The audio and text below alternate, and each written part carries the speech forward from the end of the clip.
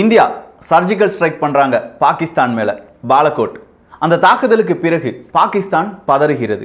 So அப்படி பாகிஸ்தான் ரொம்ப பெரிய அளவில் பயந்த உடனே சீனாட்ட சொல்லி அவங்களுக்கு தேவையான LY-80 அப்படின்னு சொல்ற ஆன்டி மிசைல் சிஸ்டத்தை நம்முடைய எல்லையில், இந்தியா பாகிஸ்தான் எல்லையில் நிறுத்துகிறார்கள். இந்த LY-80 anti missile system S-300 இருக்கு பாருங்க, அதாவது ரஷ்யாவிடமிருந்து நம்ம வாங்க போற S-400 முந்தைய ஜெனரேஷன் S-300 டூப்ளிகேட். அதுல பயன்படுத்தி இருக்கும் ரேடார் IBIS-150 டைப் ரேடார் அப்படின்னு சொல்றாங்க. கிட்டத்தட்ட ஒரு 140 கிலோமீட்டர் தள்ளி, இந்தியாவினுடைய எல்லையிலிருந்து ஒரு 140 கிலோமீட்டர் தள்ளி இருக்கு.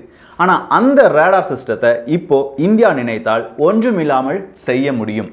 ருத்ரம் 1 அப்படிங்கிற ஒரு ஏவுகணை வழியாக சுகோய் விமானத்தில் சோதிக்கப்பட்ட ருத்ரம் 1 ஏவுகணையினுடைய ஃபுல் டீடைல்ஸ் என்ன?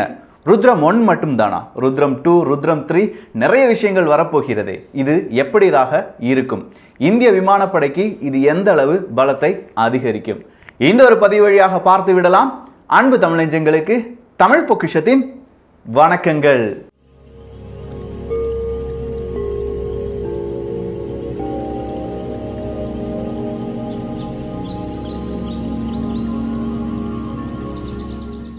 இரண்டாவது உலகப் போர் நடைபெற்றுக் கொண்டிருக்கிறது. குண்டுகள் வீசப்படுகின்றன. ஆனால் எல்லாமே மனிதர்களால் வீசப்படுகிறது. விமானத்தில் போறாங்க, குண்டுகள் வீசுறாங்க.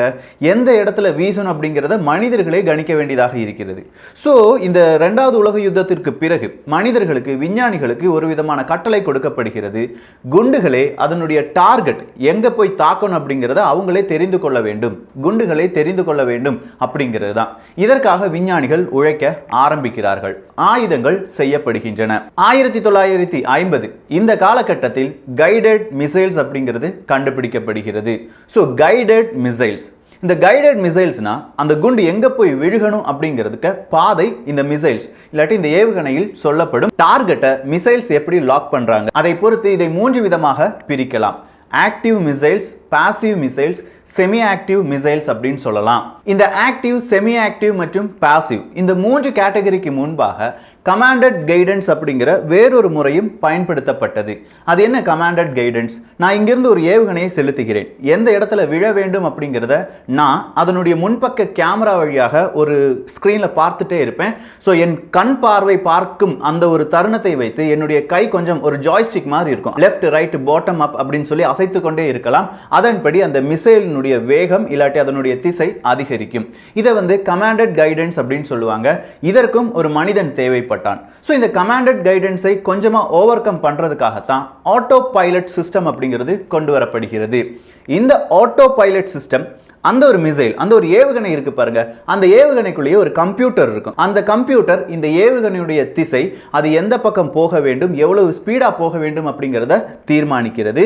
ஸோ இந்த ஆட்டோ பைலட் அந்த கேட்டகரியில தான் அகைன் 3 கேட்டகரியாக பிரிக்கிறார்கள். ஆக்டிவ், பாசிவ், செமி ஆக்டிவ் அப்படின்னு சொல்றது. ஆக்டிவ் மிசைல்ஸ், இந்த ஆக்டிவ் மிசைல்ஸ் அப்படின்னு சொல்லும்போது ஒரு ஏவுகணை இருக்கு, அந்த ஏவுகணையிலிருந்து ஒரு விதமான ரேடியோ சிக்னல்ஸ் வெளியில வரும்.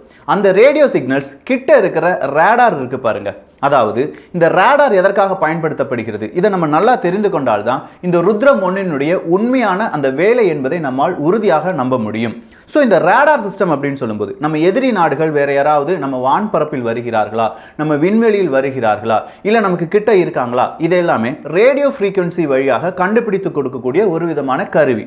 இந்த கருவியை நாம் அழித்து விட்டோம் என்றால் ஒரு நாட்டினுடைய விமானப்படையை செயலிழக்க செய்ய முடியும். அந்த விமானப்படை எந்த விமானங்கள் வருகிறது, அது எதிரி நாட்டு விமானமா, இது எதுவுமே அந்த விமானப்படைக்கு தெரியவே தெரியாது. ஸோ எதிரி நாட்டினுடைய விமானப்படை அப்படியே நின்று போய்விடும். இதனால தான் எல்லா நாட்டினுடைய ரேடார் சிஸ்டத்தை பல நாட்டு ஆயுதங்கள் தாக்குதலுக்கு உட்படுத்துகின்றன. அப்படி கண்டுபிடிக்கப்பட்ட ருத்ரம் 1 என்பது NGARM அப்படின்னு சொல்லியிருக்காங்க, new generation anti radiation missile. So radiation அப்படின்னு சொல்லும்போதே ரேடாரை பேஸ் பண்ணதுதான். அதாவது ரேடியோ ஃப்ரீக்வன்சி வர்ற எல்லா டிவைசஸும் இதனால் அழிக்க முடியும். ஸோ ரேடியோ ஃப்ரீக்வன்சிஸ் வர்ற வேற ஏதாவது டிவைசஸ் இருக்கு அப்படின்னு சொன்னா கம்யூனிகேஷன் இருக்கு பாருங்க. இப்போ ஒரு நபர் வேறொரு தொலைவில் இருக்கும் நபரை கொஞ்சமா கம்யூனிகேட் பண்ணணும்னா ரேடியோ ஃப்ரீக்வன்சி வழியாக செய்ய முடியும். அந்த இடத்துல போர் நடக்கும் இடங்களில் எல்லாமே நமக்கு நெட் இந்த மாதிரியான சலுகைகள் எதுவுமே கிடைக்காது. ஸோ ரேடியோ ஃப்ரீக்வன்சி வழியாக தான் கம்யூனிகேட் பண்ணணும். அந்த மாதிரியான கம்யூனிகேஷனை கூட இந்த ஆன்டி ரேடியேஷன் மிசைல் வழியாக முழுவதுமாக தடைப்படுத்த முடியும். அப்ப ஆக்டிவ் மிசைல்ஸ்க்கு வரும்போது இந்த ரேடியோ ஃப்ரீக்வன்சி இந்த மிசைல் இருந்தும் வரும். அதே மாதிரி எதிரி நாட்டு மிசைல இது கொஞ்சமா சென்ஸ் பண்ணி எந்த இடத்துல எதிரி நாட்டு ரேடார் சிஸ்டம் இருக்கு அப்படிங்கிறத இந்த ஒரு மிசைல், இந்த ஒரு ஏவுகணை கணித்து அதற்கு தகுந்தது போல அதனுடைய வேகம், அதனுடைய திசையை மாற்றிக்கொள்ளும். இதை தான் ஆக்டிவ் அப்படின்னு சொல்லுவாங்க.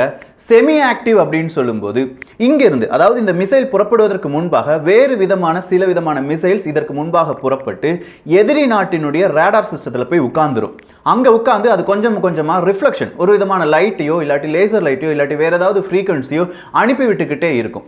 இந்த சிக்னல் எங்க இருந்து வருது அப்படிங்கறத இந்த நம்ம ஏவுகணை சென்ஸ் பண்ணி அந்த இடத்துல போய் அந்த குண்டுகளை போட்டுவிடும். இதை தான் செமி ஆக்டிவ் அப்படின்னு சொல்லுவாங்க. அடுத்ததா இருக்கிறது தான் பாசிவ் அப்படின்னு சொல்லுவாங்க. இந்த பாசிவ் மோட்ல ரேடியோ ஃப்ரீக்வன்சி அப்படிங்கிறது இந்த ஏவுகணையிலிருந்து வெளிவராது. எதிரி நாட்டினுடைய ரேடியோ ஃப்ரீக்வன்சியை கொஞ்சமா சென்ஸ் பண்ண பிறகு அது எந்த இடத்துல இருக்கு அப்படிங்கிறத தன்னுடைய மெமரியில வைத்துக் கொள்ளும். ஸோ மெமரியில் வைத்துக் கொள்வதால் இந்த பாசிவ் மோட்ல இருக்கிற இந்த ஏவுகணை கரெக்டா அந்த இடத்தை போய் துல்லியமாக தாக்கி அழித்து விடும். சரி, ஆக்டிவ் மோட் இருக்கும்போது ஏன் பாசிவ் மோட்? இந்த ஒரு கேள்வி நமக்குள் வரலாம். ஆக்டிவ் மோடில் ஏவுகணையிலேயே ரேடியோ ஃப்ரீக்வன்சி எமிட் ஆகும் அப்படிங்கிறத பார்த்தோம். ஸோ இப்படி எமிட் ஆகிற இந்த ரேடியோ ஃப்ரீக்வன்சி ஏவுகணையை எதிரி நாட்டவர்களும் ஈஸியாக கண்டுபிடித்து விடலாம். அந்த வான்வெளியில் பறந்து வரும்போதே இந்த மாதிரியான ஏவுகணையை எதிரி நாட்டவர்கள் அழித்து விட முடியும். இதனால தான் ஆக்டிவ் ஆன்டி ரேடியேஷன் மிசைல்ஸ் அப்படிங்கிறது கொஞ்சம் ஃபெயிலியர் மாடல் அப்படின்னு சொல்லலாம். ஆனால் பாசிவ் மாடல் ஆன்டி ரேடியேஷன் மிசைல்ஸை அவ்வளோ சீக்கிரமா கண்டுபிடிக்க முடியாது. அப்படியே கண்டுபிடிச்சாலும் அது அவ்வளோ சீக்கிரமா அழிக்க முடியாது. காரணம், அது ரொம்ப கிட்ட வந்துடும். ஸோ அந்த மாதிரியான மிசைல்ஸ் தான் இப்போ எதிரி நாட்டவர்களுக்கு மிகப்பெரிய ஒரு அச்சுறுத்தலாக இருக்கிறது. இந்த மாதிரி பாசிவ் கைடன்ஸ் உள்ள ஒரு மிசைல் தான் ருத்ரம் 1 அப்படிங்கிற மிசைல். இது ஏர் டு சர்ஃபஸ் மிசைல் அப்படின்னு சொல்லியிருக்காங்க. அதாவது விமானத்திலிருந்து கீழ் இருக்கும் ரேடார்களை, கீழே நம்ம நிலத்தில் இருக்கும் ரேடார் ஸ்டேஷன்லாம் இருக்கு பாருங்க, அந்த ரேடார் ஸ்டேஷன்லாம் அழிக்கக்கூடிய ஒரு ஏவுகணையாக இப்போது நம்முடைய DRDO இதை தயாரித்திருக்கிறது. ஆனால் நிச்சயமா இது ஏர் டு ஏர், A2A அப்படின்னு சொல்லுவாங்க, இந்த மிசைலாகவும் ஆக்டிவ் கைடன்ஸ் உள்ள மிசைலாகவும் தயார்படுத்துகிறார்கள். மோடிஃபிகேஷன் வெர்ஷன்ஸ் வந்து கொண்டே இருக்கும் அப்படின்னு சொல்லியிருக்காங்க. இப்போ சுகோய் 30 MKI அப்படிங்கிற விமானத்தில் தான் நம்ம இந்த ருத்ரம் 1 என்கிற ஏவுகணையை சோதித்து பார்த்தோம். கிட்டத்தட்ட 600 கிலோ எடை வரலாம். இந்த 600 கிலோ எடையுள்ள இவ்வளோ பெரிய ஏவுகணையை துல்லியமாக தாக்கி அளிக்கும் ஏவுகணையாக DRDO நம்முடைய சொந்த நாட்டு தொழில்நுட்பத்தில் தயாரித்திருக்கிறது அப்படின்னு சொல்லும்போது உலக நாடுகள் வியப்புடன் பார்க்கின்றன. காரணம் இருக்கிறது. இதனுடைய ரேஞ்ச் அப்படின்னு சொல்லும்போது 150 கிலோமீட்டர்லிருந்து 250 கிலோமீட்டராக இருக்கும் அப்படின்னு சொல்லியிருக்காங்க. இதனால தான் நான் சொன்னேன், சீனாவினுடைய பாகிஸ்தான் நிலைநிறுத்தி வைத்திருக்கும் LY-80 அப்படிங்கிற ஆன்டி மிசைல் சிஸ்டத்தை கூட நம்மளால இங்கிருந்தே அழிக்க முடியும். ஸோ இதனுடைய ரேஞ்ச் ரொம்ப கூடுதலாக இருக்கு, பாசிவ் மோடா இருக்கு. இதுல INS அப்படிங்கிற வேறொரு ஃபெசிலிட்டி இருக்கு. அது என்ன INS? இனர்ஷியல் கைடன்ஸ் சிஸ்டம் அப்படின்னு சொல்லுவாங்க. இனர்ஷியல் கைடன்ஸ் சிஸ்டம், இப்போ நான் ஏவுகணை செலுத்தி விட்டேன், கீழே பாகிஸ்தான் நாட்டினுடைய ரேடார் சிஸ்டம் எங்க இருக்குன்னு கண்டுபிடிச்சிட்டேன். இந்த ஏவுகணை வர்றதை பார்த்த உடனே அங்க இருக்கிற அந்த ரேடார் சிஸ்டத்தை மொத்தமா ஷட் டவுன் பண்ணிடுவாங்க. ஸோ அங்கிருந்து எந்தவித ரேடியோ ஃப்ரீக்வன்சியும் வெளியில வராது. ரேடியோ ஃப்ரீக்வன்சி வெளியில வராதனால நம்முடைய ஏவுகணைக்கு கொஞ்சமா கன்ஃபியூஷன் ஆயிரும். என்னப்பா இவ்வளோ நேரம் ஏவுகணை அந்த ரேடியோ ஃப்ரீக்வன்சி வந்துட்டு இருந்தது, ஆஃப் ஆயிருச்சே அப்படின்னு சொல்ற ஒரு கன்ஃபியூஷன் இருக்கலாம். ஸோ அந்த கன்ஃபியூஷனை ஓவர் கம் பண்றதுக்காகத்தான் இந்த INS அப்படிங்கிற டெக்னாலஜி பயன்படுகிறது. ஒரு தடவை நமக்கு ரேடியோ சிக்னல் ஃப்ரீக்வன்சிக்கு அந்த சிக்னல் கிடைச்சிருச்சுன்னா அதை மெமரைஸ் பண்ணி வச்சுக்கணும், மெமரியில் வைத்துக்கொள்ளும். ஸோ மெமரியில் வைத்துக்கொண்ட பிறகு அவங்க மொத்தமாக ஷட் டவுன் பண்ணாலும் அங்கேருந்து ரேடியோ ஃப்ரீக்வன்சி வரலனா கூட எந்த இடத்துல இருந்து அந்த ஃப்ரீக்வன்சி வந்தது அப்படிங்கிறத தன்னுடைய மெமரியில் இருந்து, தன்னுடைய ஞாபகத்திலிருந்து இந்த மிசைல் எடுத்து கரெக்டாக அந்த இடத்தை அழித்து விடும். இதை தான் INS அப்படின்னு சொல்லியிருக்காங்க. அதே மாதிரி இந்த மிசைல் ருத்ரம் 1 அப்படிங்கிற மிசைல் GPS டெக்னாலஜி கொடுக்கப்பட்டிருக்கிறது. இன்னும் பல டெக்னாலஜி இருக்கு, அதை பத்திலாம் நான் அதிக அளவு சொல்ல விரும்பல. ஏன்னா மைன்யூட்டான டெக்னாலஜி தான், ஆனா எதிரிகளுக்கு அது நானே கொடுக்கிற ஒரு டிப்ஸா மாறிவிடும். கொஞ்சம் இன்டெப்தா சொல்ல போனா, இப்போ அமெரிக்காவிடம் AGM-88E அப்படிங்கிற ஆன்டி ரேடியேஷன் மிசைல் இருக்கு. ரஷ்யாவிடம் KH-31P அப்படிங்கிற ஆன்டி ரேடியேஷன் மிசைல் இருக்கிறது. பிரேசிலிடம் MAR-1 அப்படிங்கிற anti radiation missile, ARM missile என்பது இருக்கிறது. இந்த 3 மிசைலும் கிட்டத்தட்ட 100 கிலோமீட்டர் ரேஞ்ச் இருக்கிற மிசைல்ஸ் தான். ஆனா ருத்ரம் 1 அப்படிங்கிறது இனிஷியலாவே 150 கிலோமீட்டர் ரேஞ்சை பிடிக்கும் அப்படின்னு சொல்லியிருக்காங்க. 250 கிலோமீட்டர் ரேஞ்ச் ரேஞ்ச் வர போவதற்கான வாய்ப்புகள் இருக்கு அப்படின்னு சொல்லியிருக்காங்க. ஸோ இவங்களை இந்த 3 நாடுகளை விட அட்வான்ஸ்டான மிசைல்ஸ் தான் இப்போ நம்முடைய DRDO சோதித்து பார்த்திருக்கிறார்கள். அடுத்ததா நம்ம DRDO இந்த வருடத்திற்குள் ருத்ரம் 2 மற்றும் ருத்ரம் 3 இந்த 2 ஏவுகணைகளையும் சோதித்து பார்ப்பதற்கான வாய்ப்புகள் இருக்கு. இதுல ருத்ரம் 2 அப்படிங்கிற ஏவுகணை கிட்டத்தட்ட 330 கிலோமீட்டர் ரேஞ்ச் பிடிப்பதற்கான வாய்ப்புகள் இருக்கு. அதாவது 330 கிலோமீட்டருக்கு அப்பால் இருக்கும் டார்கெட்டை நம்மளால துல்லியமா பின் பாயிண்டா அழிக்க முடியும் அப்படின்னு சொல்லியிருக்காங்க. ருத்ரம் 3 அப்படின்னு சொல்லும்போது அது ஹெவி வெயிட் ஆன்டி ரேடியேஷன் மிசைலா இருக்கும். 1.5 டன் கிட்டத்தட்ட 550 கிலோமீட்டர் ரேஞ்ச் பிடிப்பதற்கான வாய்ப்புகள் இருப்பதாக சொல்லியிருக்கிறார்கள். இதுக்கு எல்லாமே புரோட்டோடைப் நம்ம கிரியேட் பண்ணிட்டோம். ஸோ நாம இப்போ கண்டுபிடித்திருப்பது ஏர் டு சர்ஃபஸ் அப்படிங்கிறத பார்த்தோம்.